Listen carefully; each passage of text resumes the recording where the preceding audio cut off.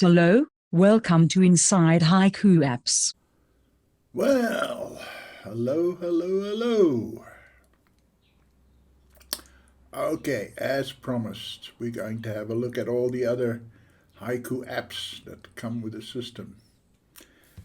And this is going to be a little difficult because there are some in this applications that you don't need to worry about unless you intend to become a Haiku developer. And there's quite a lot of them because Haiku is not yet a production system. It's still a developer's playground. And so rather than making 10 tiny little videos saying, oh, don't worry about that one, let's just go through them and discuss them. So if we go and click on this and we get them all, let's see, in this little gray box. Sorry, I just closed it. That is not the idea, and that'll make it slightly easier for us to deal with them. Right. So BPDF and BShare, we installed those, you remember? Okay, we talked about activity monitor and character map. CodyCam. Now way back in the BOS era, there was a guy called Cody who worked at B, and there was a webcam permanently aimed at his desk. Well, that obviously went the way of the dinosaur. You know, but somebody rewrote an app called CodyCam, and it does something a little different now, except that it doesn't. Okay,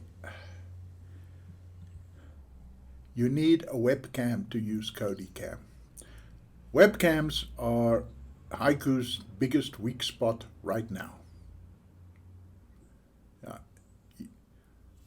I've installed Haiku on a number of computers with built-in webcams, with external USB webcams, and none of them work with CodyCam.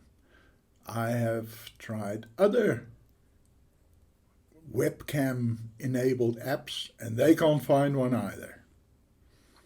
Right, so this is something that needs to be looked at. So the idea is that this app is supposed to take a shot every 5 minutes of you behind your computer and then upload it to your FTP server. And if we can ever get decent webcam drivers, then that's what it'll do. Right now, don't worry about it because it's not working.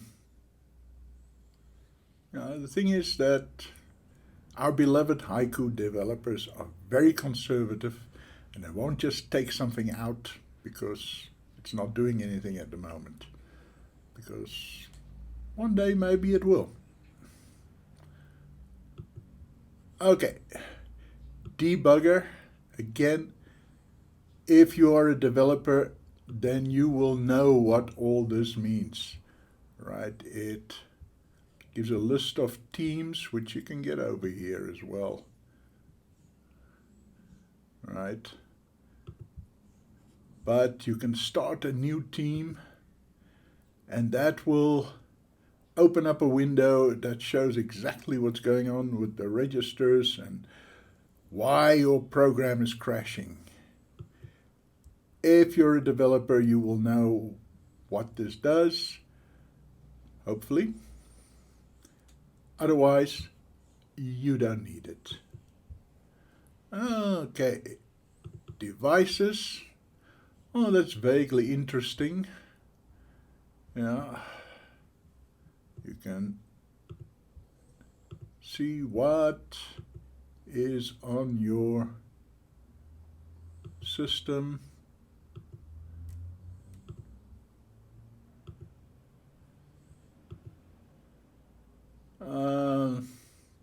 For the average user, it's something you look at once and, oh, that's interesting. Right. Disk probe. Nah, nah, you don't want to get involved with that. Right. Drive setup. This one is more interesting. Right. This is the exact same program that that you already saw once before when we installed Haiku. Exact same. There's no difference. Right. So if you add a new drive to your computer, you'll want to partition it to BFS, the B file system, or maybe you want to format it to FAT32 or whatever. This is what you'll use. Okay, so that works together with installer. Again, that look familiar at all? Yep. That is the exact same thing that you saw when you installed Haiku. And so there's nothing new about that. The interesting thing with that is you don't need a special installation disk to install Haiku. I mean, well, you can download a new ISO every time, but every Haiku installation can duplicate itself onto another disk. Now think about that. So in our case, we have installed BPDF and BShare. And if I now put a new disk into a USB drive and connected to it, and I formatted it, and I installed to that, then those two programs, because they are installed here in system, will come right along with it.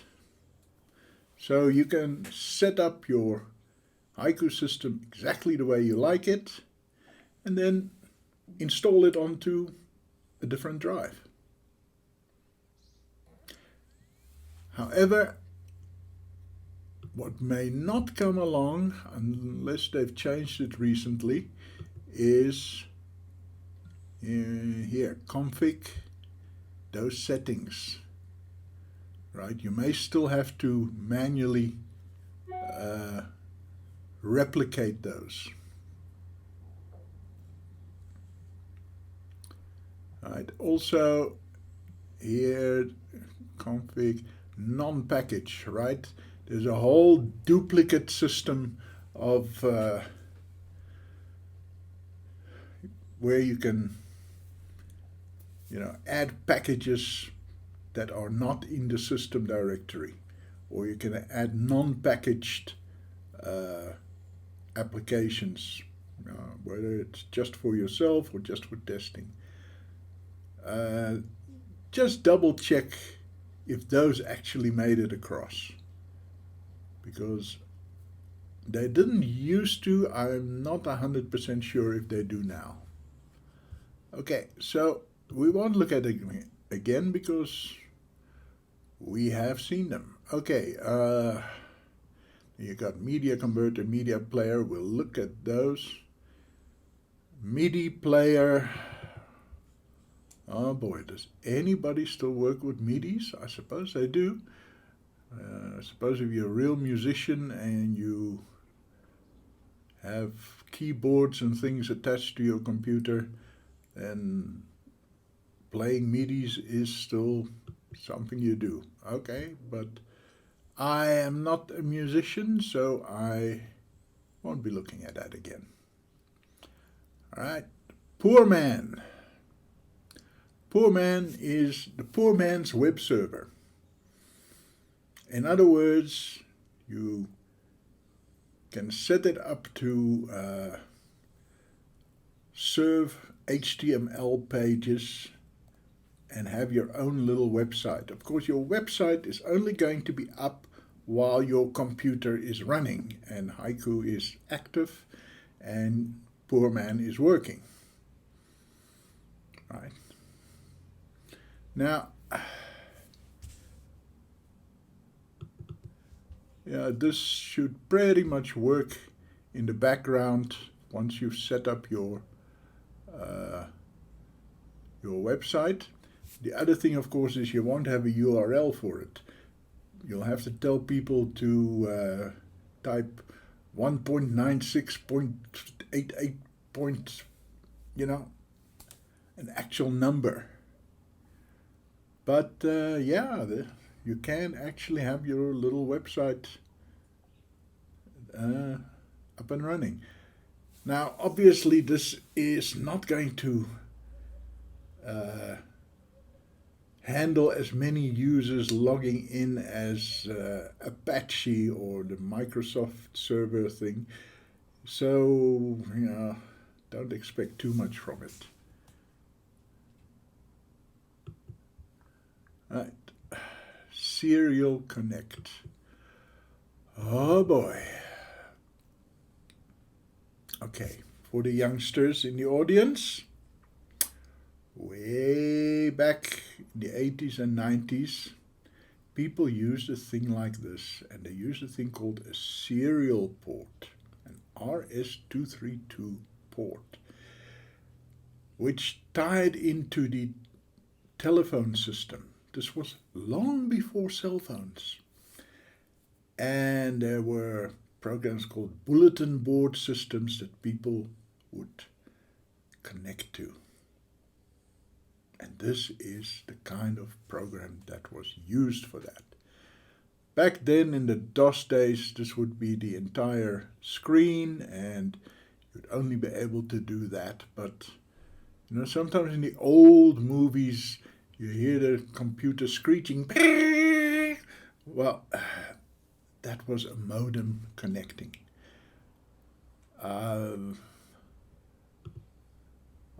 Baud rate. Oh, look at that. Yeah, I remember these very slow connections. Deeply nostalgic, but you're never ever going to use it. Okay, software updater we talked about. Stone in that only leaves one thing here. TV.